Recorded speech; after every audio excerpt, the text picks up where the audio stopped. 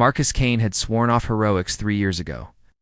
The former Earth defense pilot turned freelance escort preferred simple jobs: transport wealthy merchants, deliver sensitive cargo, collect his credits, and disappear into the void.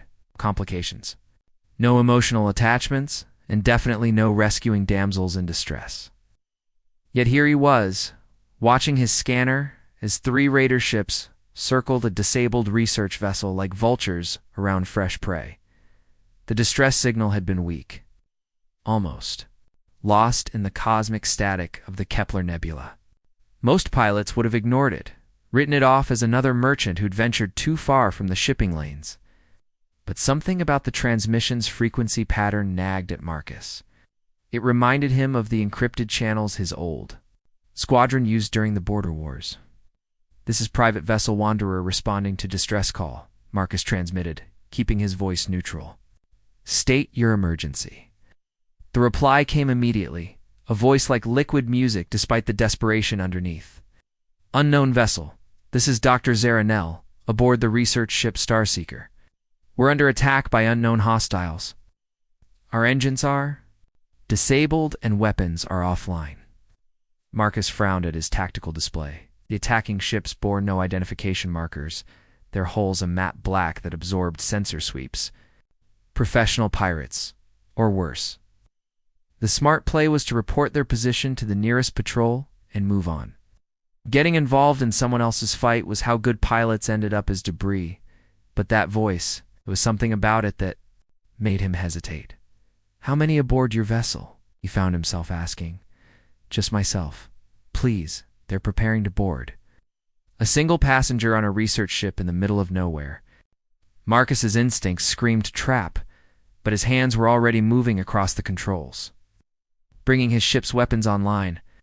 The Wanderer wasn't a warship, but she packed enough firepower to handle 3 raider craft if he played it smart. "Calm, Dr. Nell.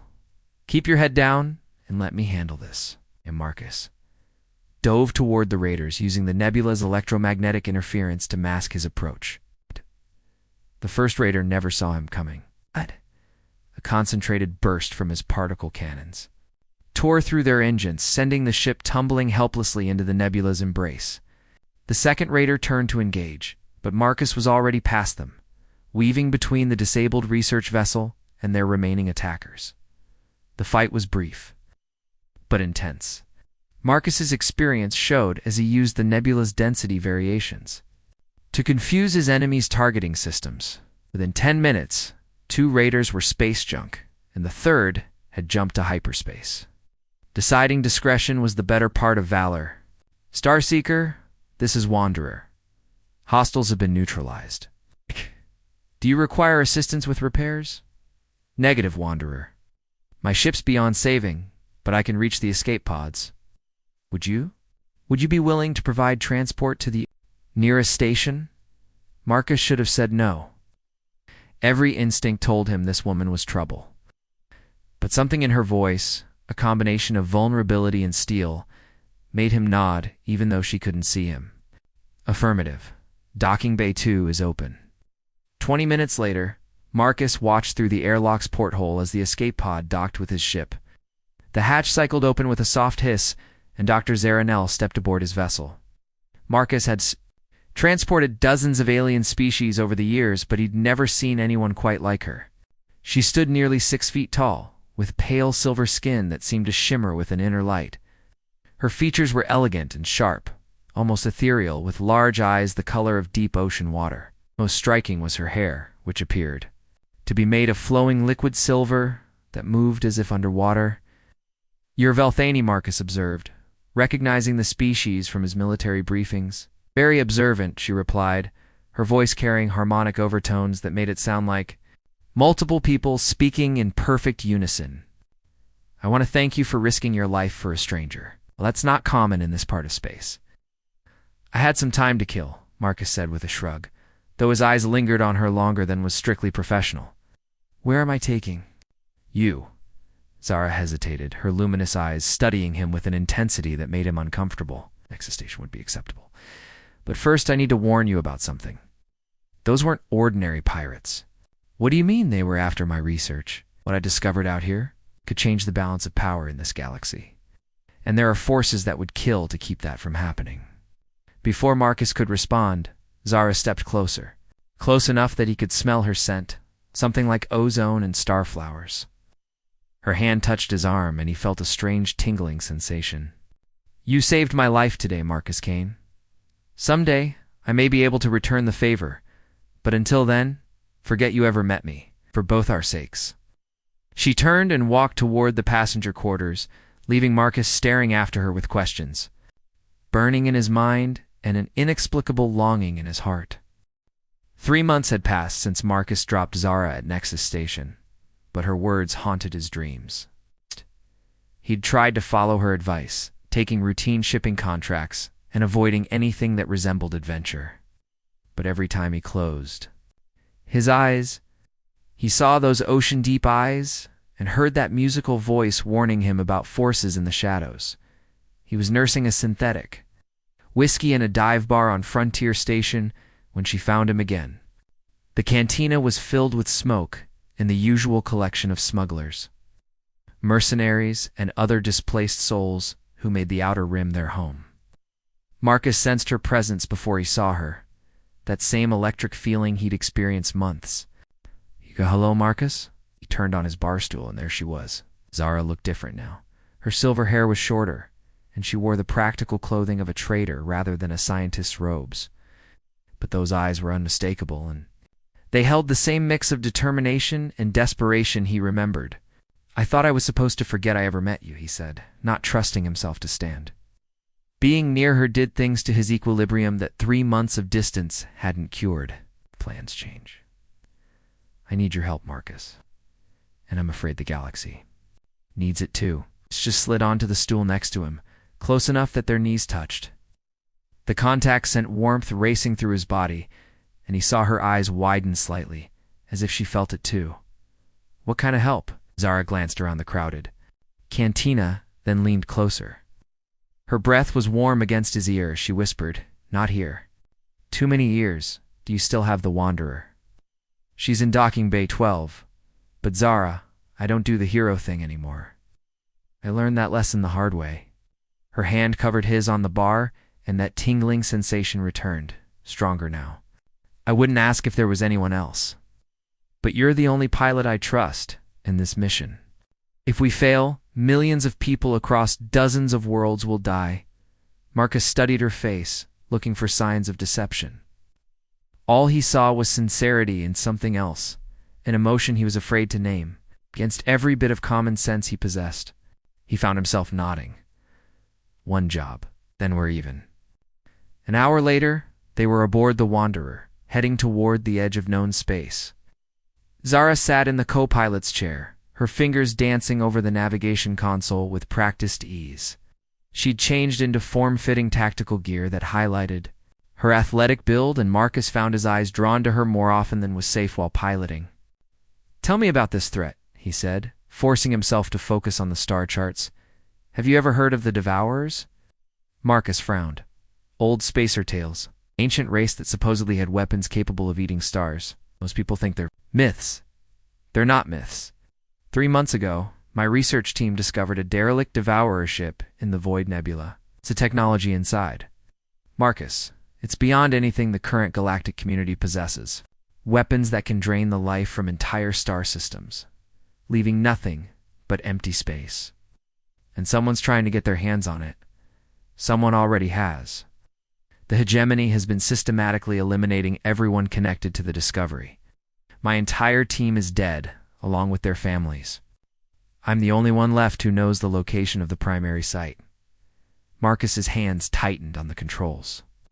The hegemony was a shadow organization that operated across species lines, pursuing power through any means necessary. If they were involved, this was bigger and more dangerous than he'd imagined. "Amizar, you could hire a whole fleet of mercenaries with what this information is worth." She was quiet for a long moment, staring out at the stars, streaking past them. When she finally spoke, her voice was softer, more vulnerable. "Because when you saved me, you didn't ask what was in it for you. You just acted. In my experience, that kind of integrity is rarer than any ancient artifact. They were entering a field of asteroid debris, the remains of a planet destroyed in some long-forgotten war. Marcus had to focus on navigation, threading the wanderer between chunks of rock the size of buildings. But he could feel Zara watching him, and when he risked a glance her way, the look in her eyes made his heart race. "There's something else," she said quietly. "Something I should have told you before." "What? I'm not just a researcher."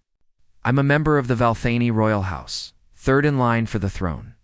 This mission, it's not just about saving lives. It's about preventing a war that could tear the galaxy apart." Marcus nearly flew them into an asteroid. "Your royalty? It's complicated. My people sent me to study ancient technologies because they believed I was expendable. Convenient sacrifice if things went wrong. But now..." She reached across the space between their chairs, her fingers intertwining with his. The contact was electric, sending warmth racing up his arm and straight to his heart. "Now I have something worth living for." The asteroid field cleared, revealing open space ahead. But Marcus barely noticed the view. All his attention was focused on the woman beside him, the way her touch made him feel like he could take on the entire galaxy and win. "Where are we going?" he asked. "The Shroud Sector. There's a hegemony research facility built into a dead moon. If we can get inside, we might be able to find out how much they know and stop them before they can use the Devourer technology." "That's suicide. Their security systems are legendary." Zara smiled, and for the first time since he'd known her, it reached her eyes. "That's where your human ingenuity comes in. My people plan for every contingency, but you humans, you improvise. You find solutions where none should exist. It's one of the things I find most attractive about your species." "Just my species?" Marcus asked, surprised by his own boldness. Her smile widened. "Well, one human in particular." The dead moon of Cathara hung in space like a metal-scarred corpse, its surface pockmarked with mining shafts and defensive installations. The hegemony had chosen their location well, hidden in the shadow of a gas giant, surrounded by an asteroid field that would challenge even experienced pilots. Getting close without being detected would require every trick Marcus had learned during his military service. There, Zara pointed to a section of the moon's surface where the mining equipment looked older, less maintained. "Shaft Gamma 7. According to the intelligence I gathered, it connects to the lower levels of the research complex." Marcus studied the tactical display, calculating approach, vectors, and timing. "The patrols follow a pattern. I'll have a 40-second window between sweeps. That's not much margin for error." "I have faith in your flying abilities," Zara said, her hand briefly touching his shoulder. Even through his flight suit, her touch sent warmth spreading through his body.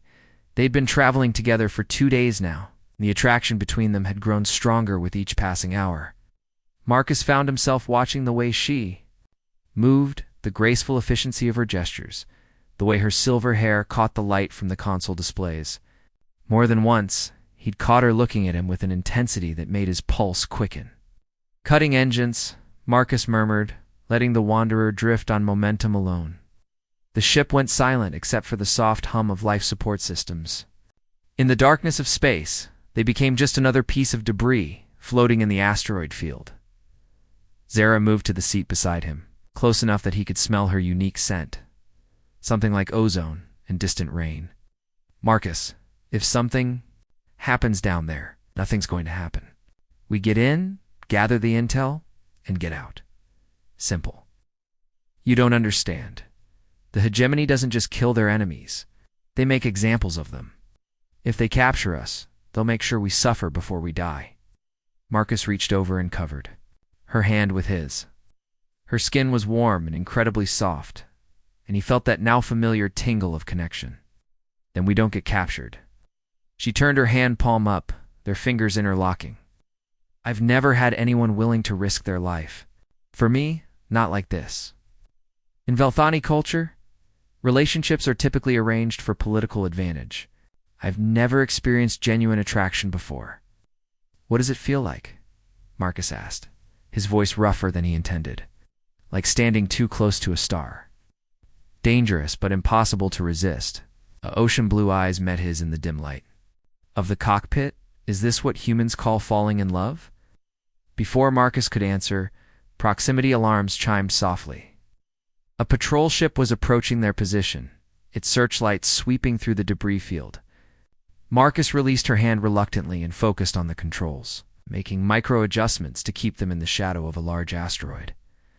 The patrol ship passed within 100 meters of their position, close enough that Marcus could see the pilot through the cockpit windows, his heart hammered against his ribs, but not just from the danger. Zara's question echoed in his mind, demanding an answer he wasn't sure he was ready to give. When the patrol ship disappeared around the curve of the moon, Marcus began their final approach, deploying magnetic clamps. "We're going in," they suited. Up in the cargo hold, checking each other's equipment with the thoroughness of soldiers who knew their lives depended on details. When Zara struggled with a connection on her oxygen recycler, Marcus moved behind her to help, his hands brushing against her neck as he secured the seal. She shivered at the contact, and when she turned in his arms, they were face to face, their helmet visors almost touching. "After this is over," she whispered, "there are things I want to say to you, things I want to share. We'll have time," Marcus promised, though they both knew how unlikely that was. The entrance to Shaft Game 7 was exactly where Zara's intelligence had indicated, but it was sealed with a security lock that would have stumped most intruders. Fortunately, Marcus's military training had included advanced infiltration techniques. While Zara kept watch, he attached a small device to the lock's control panel. 20 seconds, he murmured into his com. Patrol coming back around, Zara. Warned, you need to hurry. The lock disengaged with a soft click, just as the patrol ship's searchlight began another sweep of their area. Marcus grabbed Zara's hand and pulled her into the shaft, sealing the entrance behind them just as the light passed over their position. They found themselves in a narrow maintenance tunnel. It's barely wide enough for 2 people. Emergency lighting cast eerie shadows on the metal walls, and the air recycling system hummed with mechanical efficiency. Marcus checked his scanner. They were 50 meters below the moon's surface, with the research facility's main level still 30 meters below. "This way," Zara whispered, consulting a schematic on her wrist display. They moved through the tunnel system like ghosts, avoiding main corridors and security checkpoints. The facility was larger than Marcus had expected, with multiple levels, dedicated to different research projects. According to Zara's intelligence, the Devourer artifacts were being studied on Level 7. The most secure area of the complex. They were halfway to their destination when Zara suddenly pressed against him, pushing them both into an alcove, as footsteps echoed in the corridor ahead. In the tight space, her body was warm against his, her breathing quick and shallow with adrenaline. Marcus could feel her heart racing, matching the rhythm of his own. 2 guards, she breathed against his ear, her voice barely audible. The guards passed without noticing them, but neither Marcus nor Zara moved immediately. In the darkness of the alcove, with danger all around them, Marcus found himself studying her face in the dim emergency lighting. Her silver hair seemed to glow softly, and her eyes held a mixture of fear and determination that made her even more beautiful. "Zara," he whispered. "I know," she replied, understanding without words. Their helmets touched gently, in the closest they could come to a kiss while suited up, but the connection was there, electric and undeniable. When they finally pulled apart, both were breathing harder. "Level 7 is just ahead," Zara said, her voice unsteady. But as they moved toward their objective, neither of them noticed the security camera that had tracked their entire conversation, or the red light that began blinking in a control. Room 3, levels above. The elevator shaft descended into the heart of the research facility, its walls lined with hegemony security sensors that could detect everything from elevated heart rates to unauthorized DNA signatures. Marcus had disabled 12 different alarm systems on their way down, each one more sophisticated than the last. Whoever had designed this place understood that knowledge was the most dangerous weapon in the galaxy. "Level 7, Zara whispered, as the maintenance shaft opened into a corridor that seemed to absorb light. The walls were made of some black material that reflected nothing, creating the unsettling impression of walking through empty space. Marcus checked his scanner. Motion detectors every 10 meters, pressure plates in the floor. Something I can't identify. That's probably lethal. He looked at Zara, seeing his own tension reflected in her ocean blue eyes. You sure about this? The Devourer technology is here. I can feel it. She pressed her palm against the strange black wall, and for a moment, the material seemed to pulse with inner light. It's alive somehow, responsive to life force. They moved deeper into level 7, following Zara's inexplicable connection to the ancient artifacts. The corridor opened into a vast chamber dominated by crystalline structures that hummed with barely contained energy. Each crystal was the size of a person, filled with swirling darkness that made Marcus's eyes water to look at directly. By the void, Zara breathed. They've extracted the consciousness matrices from multiple Devourer vessels. Do you understand what this means? Marcus was studying the control panels surrounding the crystals, his blood running cold as he read the displayed data. They're not just studying the technology, they're trying to rebuild it. Worse, they're trying to control it. Look at these neural interface designs. They plan to merge human consciousness with Devourer thought patterns that can direct the star-killing weapons. A new voice cut through the chamber's electronic humming. Very perceptive, Your Highness. They spun around to find themselves surrounded by 6 figures in the distinctive armor of hegemony operatives. But it was the man who stepped forward, removing his helmet to reveal a face Marcus recognized, that made his heart sink. Commander. Torres, Marcus said, his voice flat with betrayal. Captain Kane, it's been a long time since the border wars. Torres smiled, but it didn't reach his eyes. Though I see you've traded your military discipline for the company of alien royalty. Zara moved closer to Marcus, her hand finding his in a gesture that was both protective and intimate. You know this man? Former commanding officer? I thought you were dead, Torres. Convenient fiction. The hegemony recruited me after that. Unfortunate business on Kepler Prime. They offered something the Earth Defense Force never could. It's the chance to ensure human supremacy in the galaxy. Torres gestured to the crystalline structures around them. With Devourer technology under human control, we can eliminate any threat to our species' expansion, starting with troublesome alien nobility who think they understand powers beyond their comprehension. The technology is too dangerous, Zara said, her harmonic voice echoing strangely among the crystals. The Devourers destroyed themselves trying to control forces that exist beyond normal space-time. You're playing with the fabric of reality itself, spoken like someone whose species has grown soft and complacent. Humans adapt, Princess. We take what we need and make it serve our purposes. Marcus stepped protectively in front of Zara. Let her go, Torres. Your quarrel is with me. My quarrel is with anyone who stands in the way of human destiny. But since you asked so nicely, ... Torres raised his hand, and the operatives leveled their weapons. The attack came from an unexpected direction. One of the crystalline structures suddenly flared with brilliant light, its contained darkness reaching out like living tentacles. 2 operatives screamed as the shadows touched them, their bodies aging decades in seconds before crumbling to dust. In the chaos that followed, Marcus grabbed Zara and dove behind one of the control consoles. Energy blasts scorched the air where they'd been standing, while the awakened Devourer consciousness sent waves of terror through the chamber. The neural interfaces? Zara shouted over the noise of battle. Someone's trying to establish a connection with the consciousness matrix. If they succeed, the entire facility becomes a weapon, Marcus finished. He could see Torres at the main control station, his hands moving desperately over the interface as reality warped around them.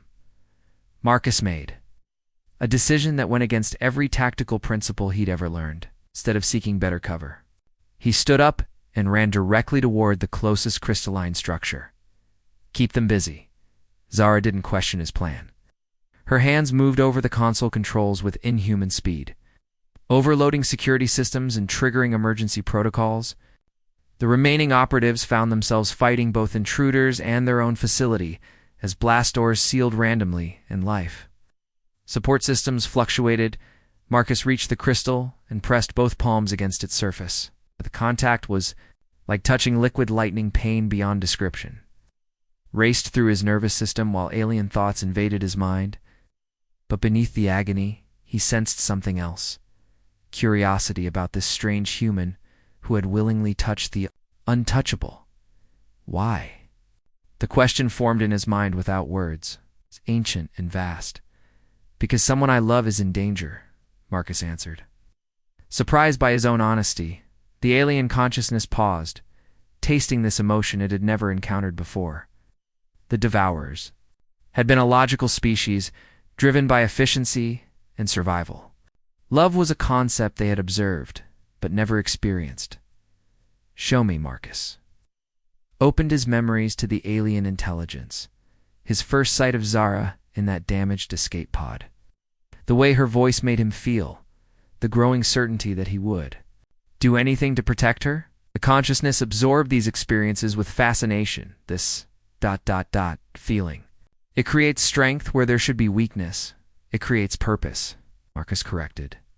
The crystal's dark energies suddenly shifted, flowing away from the chamber's occupants and back into containment.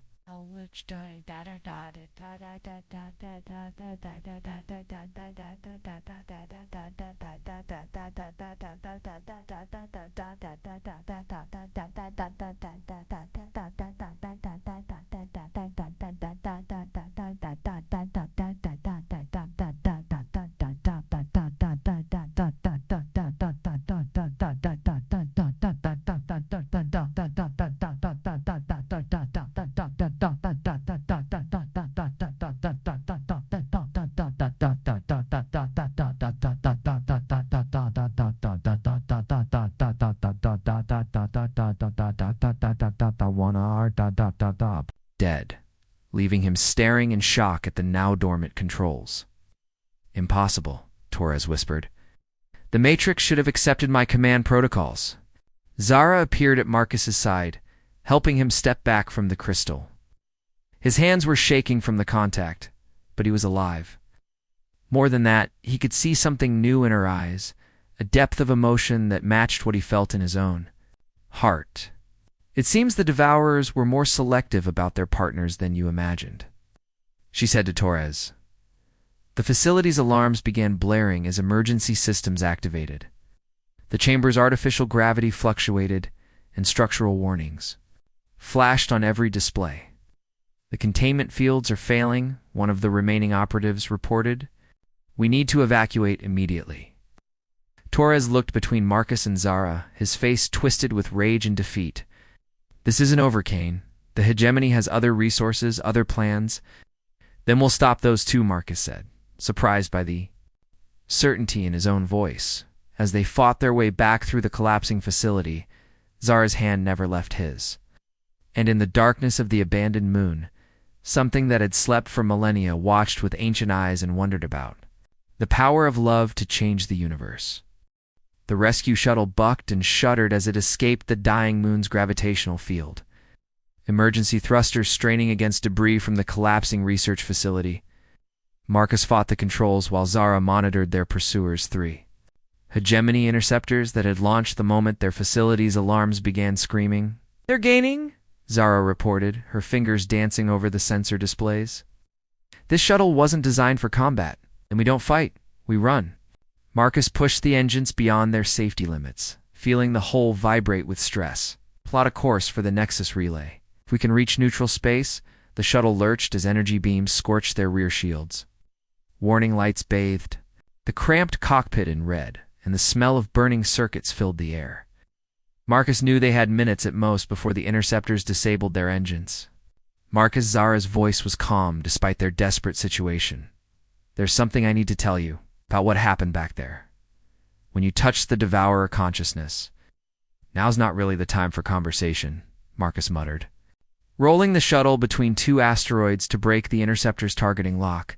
It is because of what I'm about to do. Zara's hands moved to a hidden panel beneath her station, revealing controls he'd never seen before. This shuttle has a Velthani navigation core, can open a direct hyperspace tunnel, but it requires a neural link with someone of royal blood. Marcus's blood went cold. Neural links with alien technology killed half the research team that found this stuff. Not alien technology. Velthani technology integrated with Devourer science. My people have been studying the ruins for generations, learning to safely interface with consciousness-based systems. She met his eyes across the flickering console lights. But the process requires complete trust between the navigator and the pilot. If either of us holds back, if there are any barriers between our minds... Another energy blast shook the shuttle, and Marcus saw one of the interceptors moving to cut off their escape route. They were out of options. Do it! Zara's fingers found the neural interface, thin tendrils of organic technology that reached toward her temples. Marcus, when our minds link, you'll see everything. My memories, my feelings, my fears, and I'll see yours. Are you ready for that? He looked at this woman who had changed his life in ways he was still discovering, this alien princess who had trusted him with secrets that could reshape the galaxy. I've been ready since the moment you walked onto my ship. The neural link, activated with a sensation like warm honey flowing through his thoughts. Suddenly, Marcus wasn't just piloting the shuttle, he was experiencing Zara's perspective simultaneously. Understanding of hyperspace mechanics. But beneath the technical knowledge, he felt something far more profound. Her love for him was like a star burning in the darkness of space. Fierce and constant and absolutely certain. She had known long before he admitted it to himself that she would follow him anywhere, trust him with anything, build a life with him among the stars. The intensity of her feelings staggered him. It's matched only by the realization that his own emotions ran just as deep. Through their shared consciousness, he felt her accessing the navigation core, her mind reaching out to touch the fundamental. Forces that connected distant points in space. But something was wrong. The hyperspace tunnel that formed around their shuttle was unstable, reality bending in ways that made his enhanced perception scream warnings. The devourer technology in the facility, Zara's voice echoed in both his ears and his mind. The explosion destabilized local space-time. I can't maintain a stable tunnel. They were caught between dimensions, the shuttle spinning through a deep kaleidoscope of possibilities, while the interceptors fired blindly into the hyperspace distortion. But Marcus could sense something else through their link, a presence watching them from the depths of space. Ancient and vast and utterly alien. You called upon love to save your companion. The devourer consciousness spoke directly into their shared thoughts. Now love calls upon us for aid. We don't want your weapons, Marcus replied, understanding somehow that this was a crucial moment. We just want to live in peace. Peace. The concept seemed to puzzle the ancient intelligence. A state we never achieved? Perhaps. Perhaps there are lessons to be learned from younger species. The hyperspace tunnel suddenly stabilized. Reality reasserting itself with painful clarity, they emerged in normal space near a familiar system, the one that contained Nexus Station, and safety. But more importantly, they were still alive, still together, their minds still linked in perfect harmony. The interceptors, Marcus asked. Zara checked the sensors, her relief flooding through their connection. Lost in hyperspace. It could take them days to find their way back to normal space. They flew toward Nexus Station in comfortable silence, their mental link gradually fading as they left the influence of the alien technology. But something had changed between them, a connection that would never entirely fade. Marcus could still sense Zara's thoughts at the edge of his consciousness, and he knew she felt his presence in the same way. So what happens now? He asked, as the station grew larger in their viewports. Now we warn the Galactic Council about the hegemony's plans. My testimony, combined with the data we recovered, should be enough to authorize a full investigation. Zara turned in her seat to face him fully. And then, if you're willing, I'd like to explore what it means to build a life with someone I love. Even if that someone is just a human pilot with a bad habit of getting into trouble, especially then. Her smile was radiant, transforming her features with joy. Besides, I've discovered that I rather like trouble as long as I'm facing it with the right person. Marcus reached across the space between their seats, taking her hand in his. The contact still sent that familiar tingle through his nervous system. But now, he understood what it meant: recognition, completion, the cosmic improbability of two souls finding each other in the vastness of space. Think the galaxy is ready for a human-Velthani partnership taking on corrupt shadow organizations? The galaxy will have to get used to it, Zara replied, squeezing his fingers. Because I'm not letting you go, Marcus Kane. Not after everything we've been through. As Nexus Station's docking bay doors opened to receive them, Marcus reflected on how much his life had changed since that first distress call. He'd thought he was done with heroics, finished with causes worth fighting for. But love, it seemed, had its own plans for reluctant heroes and alien princesses, who refused to accept the impossible. The adventure was just beginning.